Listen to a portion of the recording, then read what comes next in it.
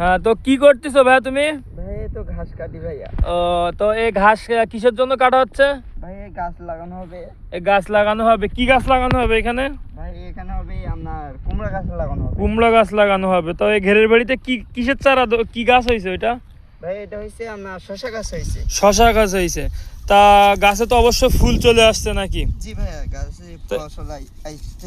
তো কতদিনের মধ্যে আছে ফল দাঁড়াবে এতে? ভাই এই প্রায় ধরেন 1 মাসের মধ্যে তাও লাগবে না। 1 মাসেরও কম সময়ের মধ্যে হ্যাঁ, ফল দাঁড়াবে। ফল দাঁড়াবে এখন 15-16 দিনের মধ্যে ফল দেখা যাচ্ছে। তো অবশ্যই আপনারা দেখতে পাচ্ছেন কিন্তু এখানে গাছগুলো কিন্তু অনেক সুন্দরভাবে কিন্তু হয়েছে বা মাচানে উঠে যাচ্ছে, অনেক গাছে ফুলও চলে আসছে। তো আসলে ঘেরের ভেড়িতে কিন্তু আমাদের দক্ষিণ অঞ্চলে কিন্তু প্রচুর ফসল হয় যে বর্ষাকালে। তো মাছ ঘেরে হয় অবশ্যই, ভেড়িতে কিন্তু সবাই যে ফসলটা চাষ করে। এখন কিন্তু এখানে যে গাছের ঘাস আগাছা পরিষ্কার করতেছে, এখানে কিন্তু খিরাই গাছের সাথে সাথে কুমড়ো গাছ দেওয়া হবে।